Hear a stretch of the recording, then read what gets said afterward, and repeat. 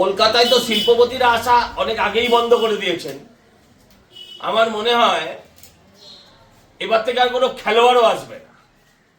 কলকাতায় শিল্প গেছে, ওই মমতা ব্যানার্জি একাই খেলা হবে করবেন, খেলোয়াড় একটাও থাকবে না পশ্চিমবঙ্গে। অত্যন্ত দুর্ভাগ্যজনক। সাধারণ মানুষ হাজার হাজার টাকা দিয়ে টিকিট কিনেছে, হাজার হাজার টাকা দিয়ে। একটা মিনিমাম টিকিটের দাম প্রায় 3,500-4,000 টাকা মিনিমাম। 100 দিনের কর্মীদের মাসের যা মাইনে একদিনের টিকিটের তাই দাম। সেই টাকা দিয়ে যারা টিকিট কিনেছেন, যারা আজকে একটা দিন তাদের কাজ বন্ধ রেখে যারা খেলার মাঠে এসছেন, তাকে দেখবার জন্য, যাকে দেখবার জন্য তাকে না দেখে একদল চোর আর তার চোরেদের সব বয়ফ্রেন্ড গার্লফ্রেন্ড সব তারা ঘিরে রেখে দিয়েছে। এটা অত্যন্ত দুর্ভাগ্যজনক। মেসিকে দেখতে এসছে কেউ, কেউ ওই ক্রীড়ামন্ত্রীকে দেখতে আসেনি। মেসিকে দেখতে এসছে, চোর তৃণমূল নেতাদের মানুষ দেখতে আসেনি। দেখলাম তাদেরকে ঘিরে রেখেছে, মানুষ দেখতে পেল না, কোনো ম্যানেজমেন্ট নেই।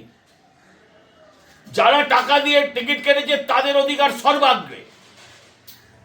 মাঠে জলের বোতল নিয়ে ঢুকতে দেওয়া হবে না, কিন্তু মাঠের ভেতরে 150 টাকা করে সরকার জল বেচবে তাদের ওই স্টোর থেকে।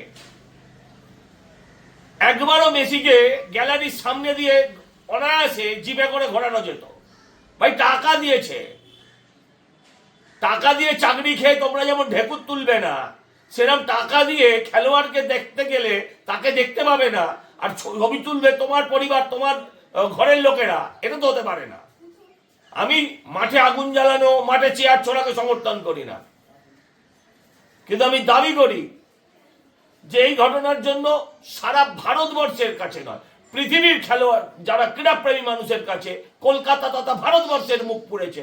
এই অপদার্থ ক্রীড়ামন্ত্রীকে অবিলম্বে পদত্যাগ করতে হবে।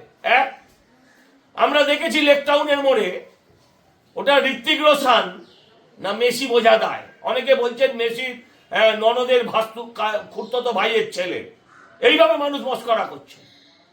অনেকে বলছেন মেসির একটা গোপন অসুখ করেছে।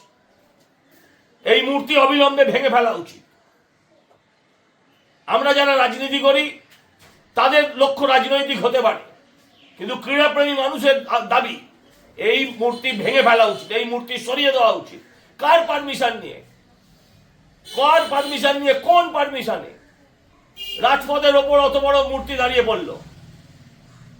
পূর্তমন্ত্রীকে তার জবাব দিতে হবে। যদি ওই মূর্তি না সরানো হয়, যদি ওই মূর্তি না ভাঙা হয়, কারণ ওটা কোনোভাবেই মেসির মূর্তি নয়, তাহলে মনে রাখতে হবে যে ওই দড়ি ধরে মারো টান, রাজা হবে খান খান হয়েছিল। এই মূর্তিরও সেই দশা করবে ক্রীড়াপ্রেমী মানুষ। তাই আমি অনুরোধ করব, এই মূর্তি ইমিডিয়েট সরিয়ে ফেলা হোক।